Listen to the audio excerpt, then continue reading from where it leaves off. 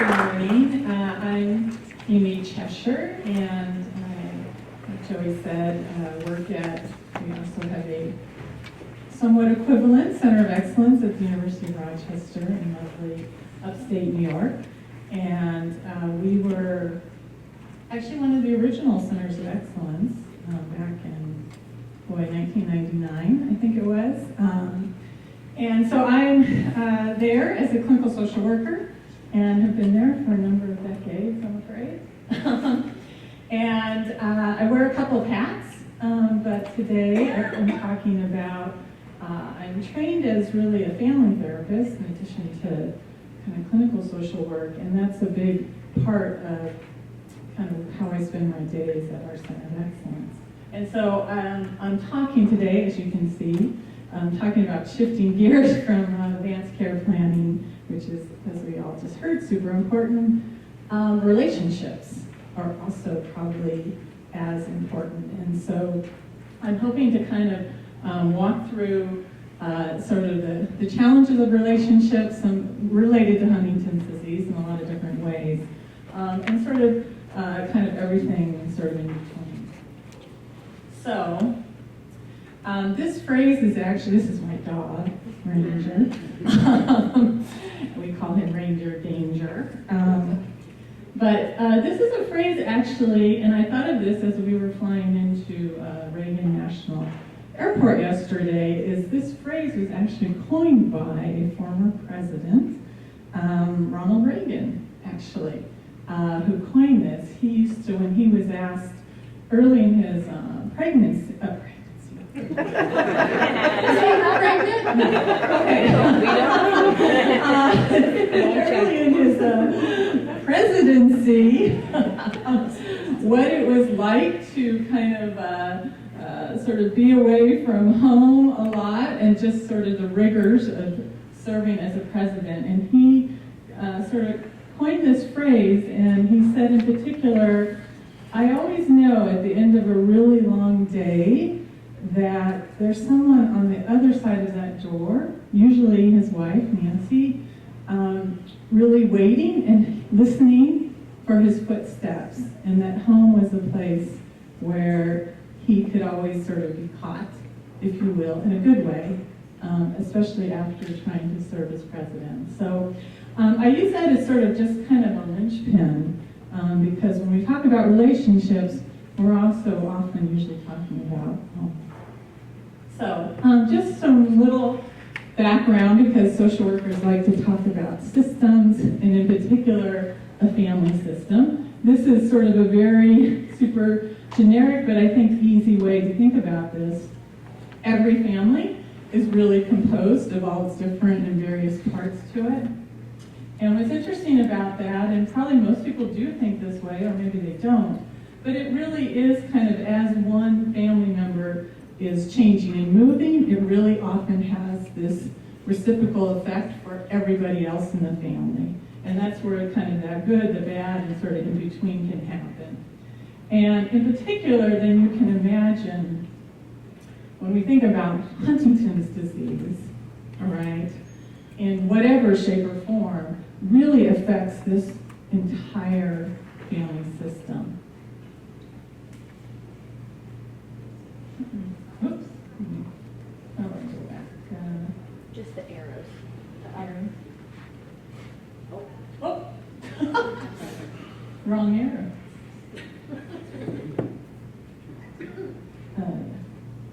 Oh, got it. Okay.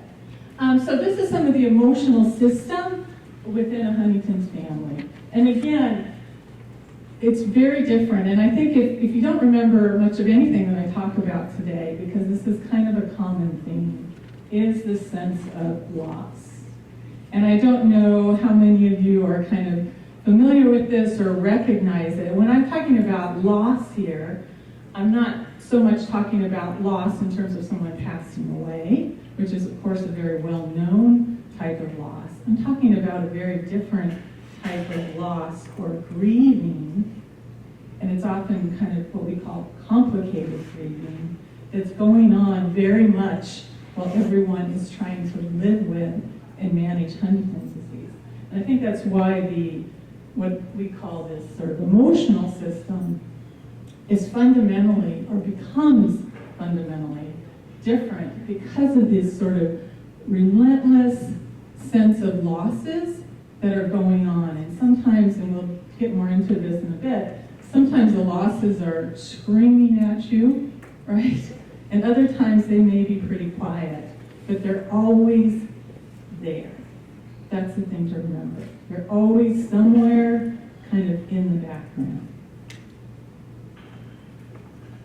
So again, related to losses is a sense of grief. And again, just like I was saying, sometimes things are pretty calm and it seems like you're not really having to quote unquote manage with a lot of sort of this sense of loss. Things aren't like they used to be. All these different things that can happen to families as they're sort of navigating Huntington's disease. And sometimes it can be just overwhelming, right? I don't have to preach to this audience about overwhelming when it's related to Huntington's disease. And so sometimes it's really just being here on days like this, trying to find new ways to sort of learn to swim kind of through these waters is really, a testament to you all.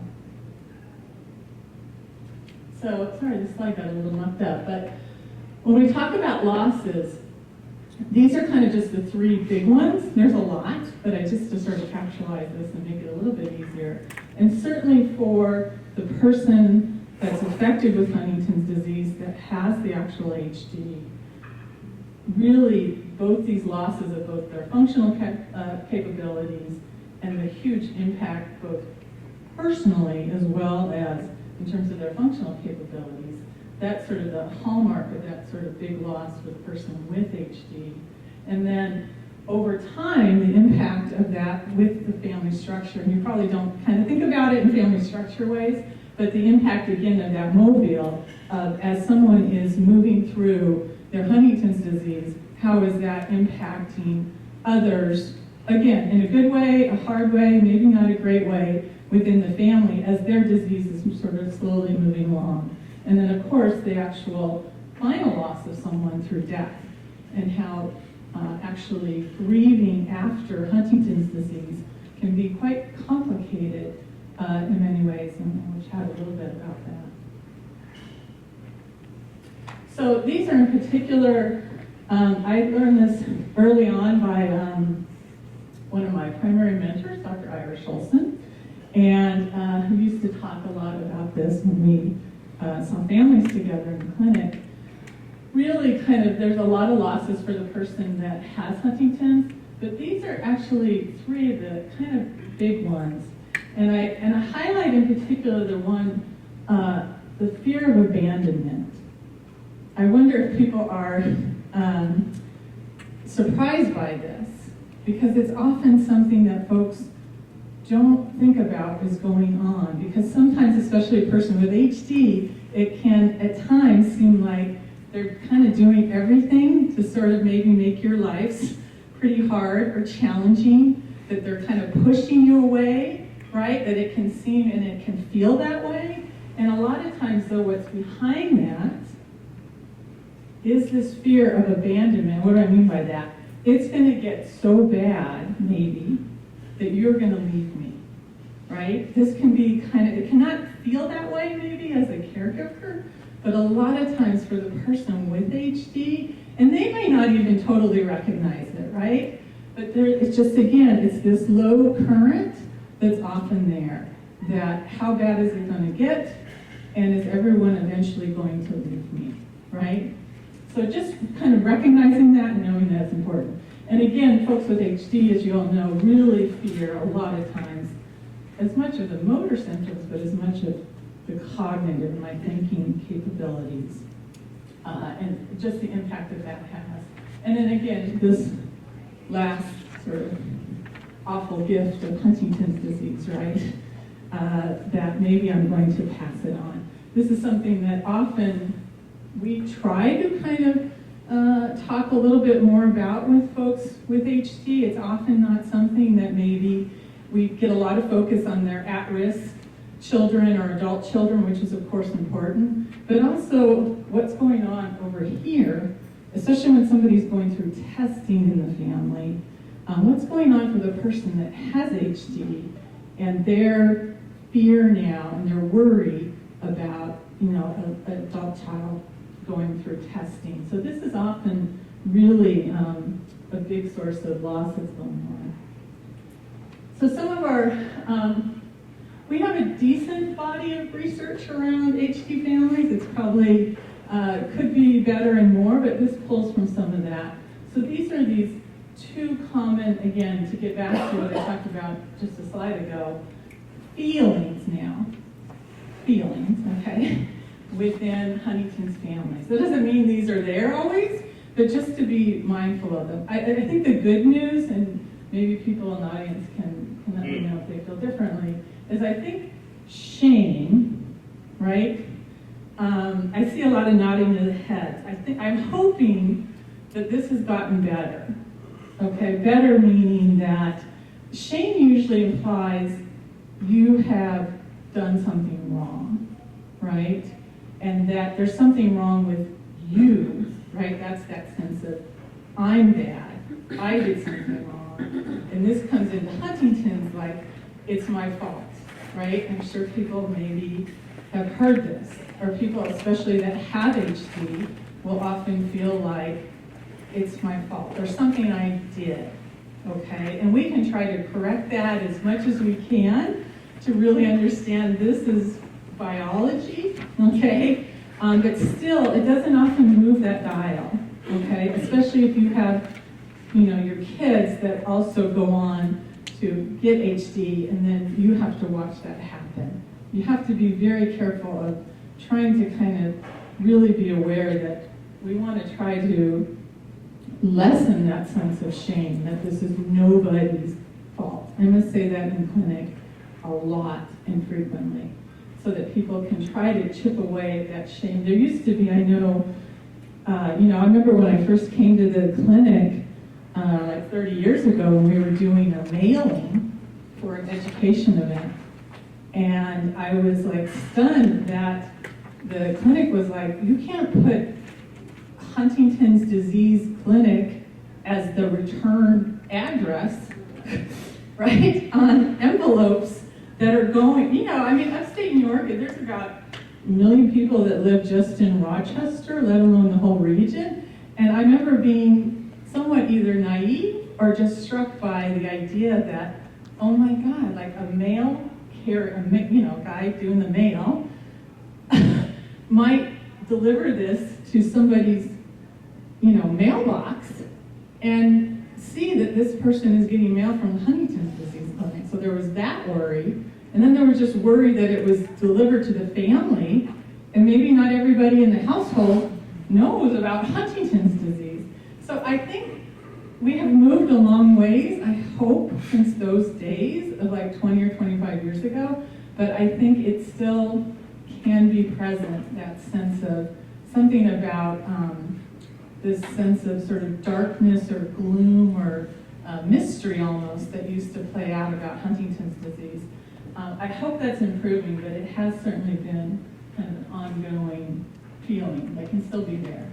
So how do people manage, right? These are two kind of initial coping strategies, whether you know that you're maybe doing these or not, right? The first one is a favorite, right? Avoidance, right? And close to behind avoidance is another primetime player, which is really denial, okay? And years ago, I'm originally from the Southern California area, born and raised there. I used to work with a psychiatrist a lot more in Alzheimer's disease at the time. And he used to tell me, Amy, denial isn't always a bad thing. And I always remember this, okay? Because denial tends to get a bad rap, right? In some ways, okay? Depending on what you're talking about. But I think the reason for that is it also serves a purpose, okay? And I think especially when it comes to Huntington's disease and when it comes to getting tested and when it comes to getting results, all the things we've been hearing about this morning, that to not always be so to recognize that denial can be okay, all right? It may serve a certain purpose. I think it's often harder on caregivers, right? To see what seems like denial. Why don't they get it? Why don't they understand? Why can't they see they can't drive anymore, right? All these kind of very common features. But I think initially it can be helpful. What gets challenging, and this is this little quote over here, is that over time, right, if someone is still in a certain degree of denial, then I think it can often feel and become more problematic, you know, for families and for folks that have HD. But these are kind of just some common coping strategies. So how did this sort of impact day-to-day life? Again, big shifts in roles and responsibilities. That's probably not a surprise to everyone in this room. The relationship quality, sort of your identity, who am I, you know, big hits to. Another thing we often maybe don't talk as much about related to HD is the impact just on someone's self-esteem, right? So I'm talking about the person with Huntington's disease. And this is critical to all of us. We all need to have a purpose and a reason to be getting up every day and to be getting on with our day. And with HD, I'm afraid that sometimes really you can take big hits to who you are anymore, right? We're often in our clinic always saying, you're not Huntington's disease, okay? And it takes a lot of effort to remind people you are not Huntington's disease, and for family members to not sort of reinforce that you are not just Huntington's disease can be very powerful and very helpful. It can help a lot with this sort of isolation and sense of, you know, 20 years ago, we rarely, or I rarely, but I can't imagine our neurologists were asking people, you know, are you dealing with loneliness?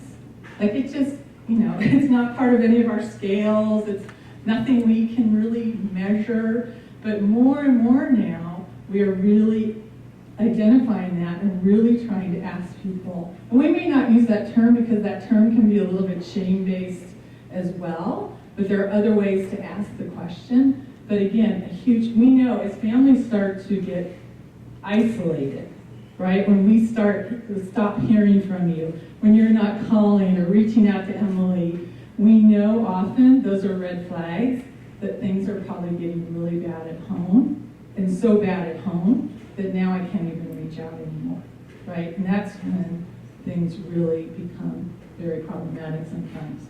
Big shifts in emotional and sexual intimacy and depression and anxiety, of course, as you all know, very common, especially in early HD, can bring about a lot of new losses. So I'm just going to briefly we talk about a number of different sort of what I call family subgroups when we're talking about Huntington's disease. So I'm just going to kind of go through some of the challenges for both groups. So I don't know what people think about this quote, but I like it, even though it's quite Tibbins' work, who's from over in the Netherlands, is quite old, but I think it's still very relevant today, right? So many of the difficult emotions arise simply because the partner is unprepared, I like that word, to face the reality of HD. A good proportion of partners cannot predict really the possible impact of HD on their future, right? I think this is a really hard thing for anyone to really be prepared for, quite honestly.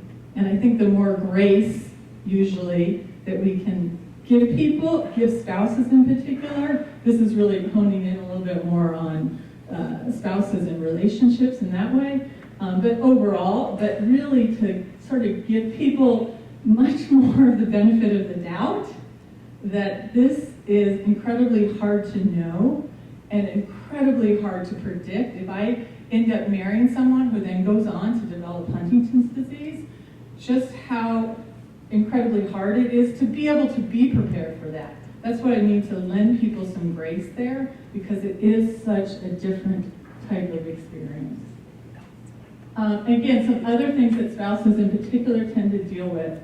There's this constant, often, pressure, right? That's the word I hear a lot about, probably in the clinic. Everything depends on me, right? I'm holding the ship together some days better than others. But this sense of pressure, and it's a squeezing pressure that can become quite, again, back to original words, overwhelming, right? And I like the second part of this, right, is there's help for that, and there's help for you as the spouse in this situation, is that the more you can, and our ongoing research continues to really pretty much bear this out, you can't have your whole life become about caregiving, okay, right? And any of these other things that you can do that help you, whatever that might be, and as small as that might be, from our research and just from real life experience and sitting in support groups for decades, back this up, right? You have to have, you shouldn't have to, but you need to have more going on besides just the caregiving in order to really survive this. And hopefully more than survive it, thrive it, but in particular. And it doesn't have to be a lot, it just has to be something. So there are some interesting enough what I call protective factors for HD marriages. And some of these are under your control and a lot of them aren't, right, if you look through this, right? So people that knew about, interesting research, people that knew about Huntington's disease in the family before they married someone, right? It sort of makes sense. They tend to have less difficulties. Difficulties is a pretty broad term. But if I knew about it in the family ahead of time, I seem to be able to either manage what's happening better than my person that married somebody, had no idea about Huntington's, and now Huntington's is here, right? So there seems to be a little bit of a buffer effect, if you will. People in marriage there, I do a lot of marriage counseling and family counseling in the HD clinic, and we have this term about people that have been married longer. We think about this sort of marital bank account, okay? And actually, the longer marriages, which aren't always happy marriages, okay, mind you, but the longer that people have married, usually there's been more sort of goodwill sort of put into this family bank account, okay, if you will. What happens with something like Huntington's disease, or any really major, disease, but in particular something that's so global like Huntington's, is you start having to make withdrawals, right, from that bank account, okay? And so if you just had maybe more years together, the thinking behind the research is that maybe because of that, you have more in that bank account to sort of be able to pull out. Interesting enough. And again, back to social support, right? And some of my early research with Dr. Peter Cuomo, who's no longer with us, when we were really looking at HD burden, and we would try to rule out and find any correlations or connections that we could. This was back in like 2000, okay? And that we really couldn't find any of these nice predictors like, well, if your Huntington's is at this stage, then people's burden must be at this stage. If you're at this age, if you got diagnosed at this age, if, we couldn't find any real connections or what we would call associations between how stressed out family members feel. And the only thing that really kept kind of continually popping up, and this has still been the case not only in Huntington's disease, but also close cousin and movement disorder, Parkinson's disease, is this sense of your perception of your stress, right? So in other words, how you think about it, and more importantly, how you view it. And I think this is really striking with spouses, right? And in my work with them, I hear it, right? If you see this as, this wasn't what I signed up for, okay? This wasn't part of the contract or the agreement, okay? I don't do this very well. I feel I don't really maybe want to be here. So your perception of the role seems to correlate one of the highest things with how stressed out you feel. So the flip side of that is if you feel like, hey, this is my opportunity right now to be able to really help out, show my love, I perceive this, I'm thinking about this in a good way, and not so much that negative, bad way. It really has a huge influence. And the good news there is, guess what? It's something you can do or you can opt not to do. But just to know how you view it goes a long ways to how well you're going to sort of manage things. So shifting to kids. Sorry, this is kind of a busy slide. Okay. There's been a lot more research through the years about how does Huntington's disease affect kids, right? And again, you can look through this, but you can see that obviously there is a variety of different impacts, but in particular I want this fourth bullet point here to just kind of highlight it. So the later onset of one's HD, so in other words, at what age you get diagnosed with Huntington's disease, is associated with a more what we call secure adult attachment, okay, and death of an HD parent before a child's 18th birthday, interesting enough, has been associated with a more sort of unresolved attachment styles. So again, we're looking at some correlations there between when does somebody get diagnosed with their Huntington's disease, okay, and then when does a parent in particular pass away from the disease and the impact on their children. Let me drill into it a little bit more. So some general principles there.